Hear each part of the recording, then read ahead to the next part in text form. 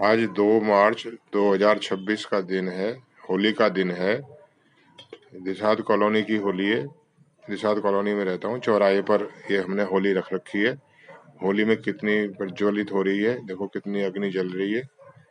और ये सब लोग खड़े हैं निषाद कॉलोनी के यहाँ पे। हेलो दोस्तों, और सब देख नमस्कार। रहे हैं होली। स्वागत है आपका सीपी शर्मा ब्लॉग में।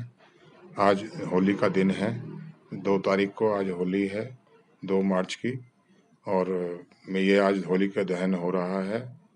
मैं इसमें वो वीडियो प्रॉब्लम, उसकी वॉइस प्रॉब्लम हो गई थी। मैं अपनी ऑडियो रिकॉर्डिंग करके मैं इसमें डाल रहा हूँ। और ये देखिए, इसमें इसमें बना रहा हूँ होली की दहन की वीडियो आपके सामने। आज देखिए होली का दहन हो रहा है।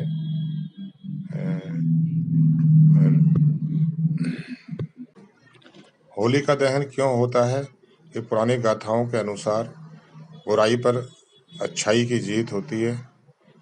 हिरण्यकश्यप एक राजा होता था, दानव राक्षस होता था। उसका एक बेटा हुआ जो विष्णु भगवान की पूजा करता था।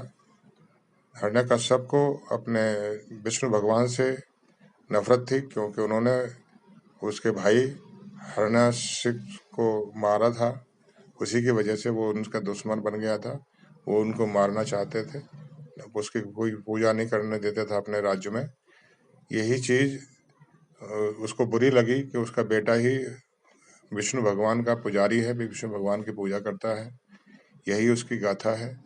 उसने विष्णु भगवान प्रहलाद को उनका उसका बेटा था प्रहलाद को उन्होंने कितनी जगह मारने की कोशिश करी थी, लेकिन प्रहलाद हमेशा बचते रहते थे।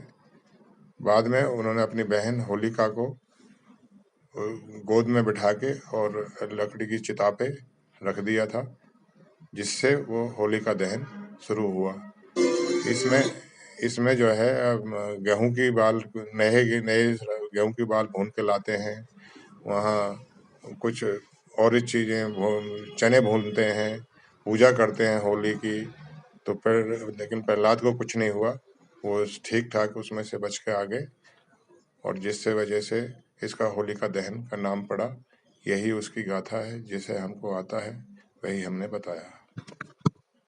होलिका दहन, होलिका को उस विष्णु भगवान का, उसका ब्रह्मा जी का वरदान था। उसकी तपस्या से ब्रह्मा जी खुश हुए और उन्होंने उनको वचन दिया, एक चुंदरी दी, जिसके ओढ़ेगी तो वो उस आग में जलेगी नहीं। यही उनको वरदान मिला हुआ था।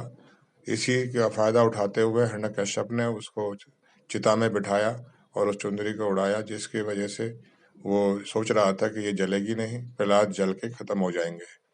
लेकिन भगवान की कृपा से ऐसा हुआ कि वहां पर उस टाइम हवा चली, आंधी चली और वो चुनरी उड़ गई और होलिका जल गई। बाद में वो चुंदरी प्रहलाद के ऊपर आके गिरी और प्रहलाद बच गए। यही इसकी कथा थी।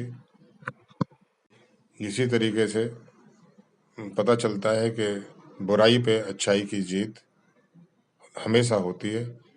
बुराई कितनी भी पावरफुल ना हो जाए, अच्छाई कभी न कभी समय आने पे अब जीत जाती है। यहीं इसी होलिका दहन में लोग अपने नई फसल को जो लाते हैं और उसको जला के उसका भोला बनाते हैं।